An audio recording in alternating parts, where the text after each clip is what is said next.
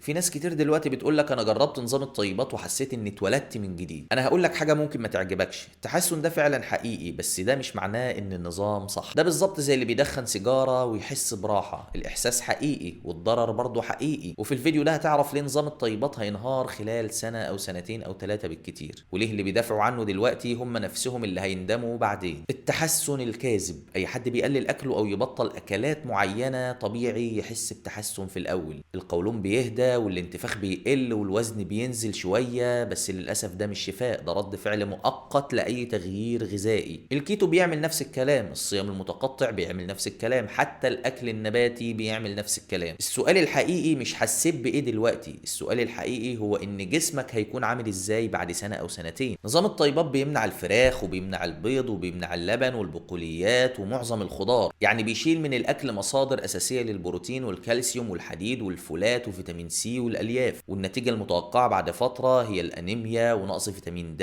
وضعف في المناعة والتهابات مزمنة وضغط على الكلى وتكسير عضلي. ومش أنا اللي بقول، ده نقابة الأطباء المصرية أصدرت بيان رسمي بتقول إن النظام ده مش مبني على أدلة علمية ولا أي تجارب، وشطبت صاحبه من سجلات المهنة وقفلت عيادته. نقابة كاملة من الأطباء بتقول لك خد بالك وأنت لسه مصدق فيديوهاته علشان كاريزما أو علشان مؤامرة. أخطر حاجة في النظام ده إنه استخدم اسم الطيبات واتكلم عن الخبائث كأن اللي بيمنعه ده محرم شرعا. طب تعال نشوف الدين فعلا بيقول ايه. اللبن ربنا سبحانه وتعالى قال عنه نسقيكم مما في بطونه من بين فرث دم لبنا خالصا سائغا للشاربين. وفي ليلة الإسراء النبي صلى الله عليه وسلم خير بين لبن وخمر فاختار اللبن، فقال له جبريل اخترت الفطرة. يبقى ازاي حد يقول لك اللبن ضد الفطرة؟ ده كلام جبريل عليه السلام مش كلامي ولا كلامك. الفراخ ثابت في الصحيحين ان النبي صلى الله عليه وسلم اكل الفراخ والصحابه اكلوه، ومفيش عالم واحد معتبر في تاريخ الاسلام قال ان الفراخ خبيثه. القاعده اللي العلماء كلهم متفقين عليها ان الاصل في الاطعمه الاباحه، يعني كل طاهر مش مضر فهو حلال، وما بنمنعش او نحرم اي طعام الا بدليل واضح من القران او السنه. فاستخدام كلمه طيبات علشان نسوق لنظام غذائي شخصي ده مش خطأ بسيط، ده تحريف. اللي عنده سكر او ضغط او مرض كلوي او مرض مناعي وسمع الكلام ده وساب علاجه او ساب الانسولين من غير متابعه مع دكتور، فانا بقولها لك بصراحه انت بتلعب بحياتك. العلاج اللي بتاخده مش كيمياء سامه ولا اللي بيديهولك عايزينك تفضل تاخده علشان يكسبوا من وراك، العلاج ده بفضل الله اللي ماسك جسمك من سنين. اخيرا مفيش طعام احله الله اسمه خبيث، ومفيش نظام غذائي بيحرمك من نص اكل الدنيا اسمه شفاء. الاعتدال مش ضعف والتنوع مش خطر. التحسن المؤقت مش نجاح لنظام بيخوفك من البيضه ومن كوبايه اللبن وبيسمح لك تاكل سكريات ونوتيلا وبسبوسه وشيبسي بلا حساب. ده اصلا مش نظام علمي، ده تجربه شخصيه بتتعمل فيك انت. في الاخر اعمل اللي يريحك، بس ما تبقاش انت اللي بعد سنتين يقول يا ريتني ما بدأت.